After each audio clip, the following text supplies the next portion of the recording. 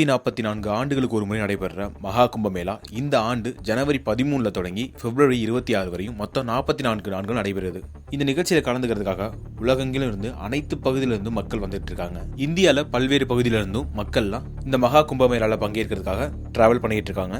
இதுல பினான்சியலா ஸ்ட்ராங் ஆனவங்கலாம் கார்ல, ஃபிளைட்ல அந்த மாதிரி அவங்களுக்கு ஏற்ற டிரான்ஸ்போர்ட் அவங்க செலக்ட் பண்ணிக்கிட்டாங்க. நடுத்தர வர்க்க மக்கள் எல்லாம் பாத்தீங்கன்னா அவங்களுக்கு கம்ஃபர்டபுளும் சரி, எக்கானமிக்கலாவும் சரி, ட்ரெயின் தான் இருக்கிறதுலே ஒரு சிறந்த டிரான்ஸ்போர்ட்டா இருக்குது. அதனால ஏராளமான மக்கள் இந்த கும்பமேளாவிற்காக ட்ரெயின்ல தான் அதிகம் டிராவல் பண்றாங்க. அதுலயும் குறிப்பா சொல்லணும்னா நார்த் சைடு அதிகமா இந்த கும்பமேளாவிற்கு மக்கள் படையெடுத்து போயிட்டு தான் இருக்காங்க. இதுலயுமே லாஸ்ட் கொஞ்ச நாளா ரொம்ப இஷ்யூ போயிட்டு இருக்கு. என்ன அப்படின்னா, ட்ரெயின்ல ரிசர்வ் பண்ணி மகா கும்பமேளாவிற்கோ அல்லது வேற ஏதாவது ஒரு ஃபங்க்ஷனுக்கோ இந்த மாதிரி டிராவல் பண்றவங்களுக்குலாம் இடையூறு தர மாதிரி மக்கள் நிறைய பேர் ரிசர்வேஷன் பட்டி கண்ணாடி உடைக்கிறது, படிக்கட்டில் தொங்கிட்டு போறது, அப்புறம் ட்ரெயின்ல எங்கெல்லாம் இடம் இருக்கோ அங்கெல்லாம் ஒரு மூச்சு கூட விட முடியாத அளவுக்கு நெரிசல டிராவல் பண்றது, இந்த மாதிரிலாம் பண்ணிக்கிட்டு இருக்காங்க. இதுக்கிடையில டெல்லி ரயில்வே ஸ்டேஷன்ல பாத்தீங்கன்னா பிளாட்ஃபார்ம் நம்பர் 13, 14, 15 ஆகிய பிளாட்ஃபார்ம்ல மக்கள் எல்லாரும் ட்ரெயினுக்காக வெயிட் பண்ணிட்டு இருந்திருக்காங்க. அந்த பிளாட்ஃபார்ம்ல வரக்கூடிய 2 ட்ரெயினுமே ரொம்ப லேட்டாக தான் வந்திருக்கு. அது மட்டும் இல்லாமல் மக்கள் கூட்ட நெரிசல் அதிகமாகிட்டே இருந்திருக்குது. இரவு 10 மணியை போல பார்த்தீங்கன்னா கூட்ட நெரிசல் கட்டுக்கிடங்காமல் அதிகமாகி அதில் சிக்கி ஒரு 18 பேர் உயிரிழந்திருக்காங்க. அதில் 9 பெண்களும் 3 குழந்தைகளுமே இறந்திருக்காங்க.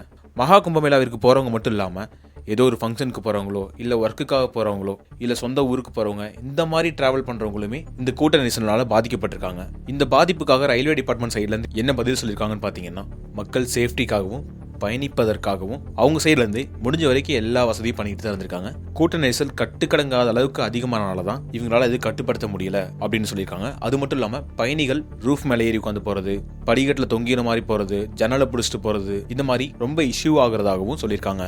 ரீசெண்டாக கூட பார்த்தீங்கன்னா ட்ரெயினில் துளி கூட இடமே இல்லைன்றனால பைலட்டோட கேபினில் போயிட்டு மக்கள் எல்லாம் ஏறி இருந்தாங்க. தென் சிஆர்பிஎஃப் போலீஸ்லாம் அதை கிளியர் பண்ணதாக கூட நம்ம நியூஸ்ல பார்த்தோம். ஆல்ரெடி கும்பமேளாவிலே பார்த்தீங்கன்னா 30 பேருக்கு மேல கூட்ட நெரிசல் இறந்ததாகவும் அபிஷியலாவே தகவல் தெரிவிச்சிருக்காங்க. அன்அபிஷியலா இதுக்கு மேலேயே அங்கே இறந்திருக்க வாய்ப்பு இருக்கு அப்படின்ற மாதிரி ஆல்ரெடி சொல்லிட்டு இருக்காங்க. இதுக்கிடையில இந்த ஒரு துயர சம்பவம் வேற அரங்கேறி இருக்கு. இந்த நிகழ்வு மிகவும் வருந்தத்தக்கதாக அமைஞ்சிருக்கு. சில நாட்களுக்கு முன்னாடி புஷ்பா 2 மூவி ரிலீஸ்ல கூட ஒரு பெண்மணி ஒருத்தவங்க இறந்துட்டாங்க அப்படின்றதுக்காக ரொம்ப பெரிய இஷ்யூ ஆச்சு. அப்படி பார்த்தா இங்க 18 பேர் இறந்திருக்காங்க கூட்ட நெரிசல்ல. சோ கவர்மெண்ட் இதை எப்படி கட்டுப்படுத்துறது, பயணிகளுக்கு இன்னும் எப்படி வசதியெல்லாம் பண்ணி கொடுக்க முடியும், இந்த மாதிரி இன்னொரு இஷ்யூ மறுபடியும் நடக்காம இருக்கிறதுக்கு என்னென்னலாம் பண்ண முடியும் அப்படின்னு அடுத்த ஒரு ஸ்டெப் சீக்கிரமா எடுத்தாங்கன்னா பரவாயில்ல. இந்த மாதிரி இன்னும் நிறைய தகவல்களை டீட்டெயிலாக தெரிஞ்சுக்க மறக்காம நம்ம சேனலை ஃபாலோ பண்ணிக்கங்க. நன்றி.